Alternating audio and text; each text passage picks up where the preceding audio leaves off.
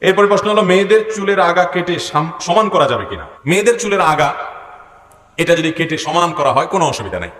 হয়তো উঁচু নিচু আছে, কোনোটা বড় কোনোটা ছোট আছে, কেউ কেটে এটাকে সমান করেছে, তাতে কোনো অসুবিধা নাই। কিন্তু মেয়েদের চুল যদি কেটে এমন করা হয় যে পুরুষ না মহিলা, এটা চেনার উপায় থাকে না। আজকাল মহিলা পাওয়া যায় না, দেখা যায় না যে মহিলা না পুরুষ, এটা বোঝা উপায় পাওয়া যায় না, কঠিন হয়।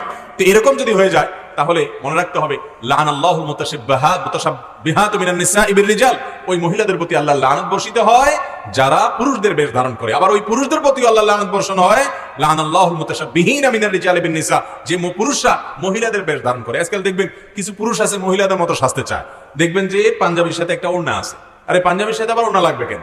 ওড়না তো মহিলাদের লেবাস না, একটা ওড়নার সাথে রাখবে।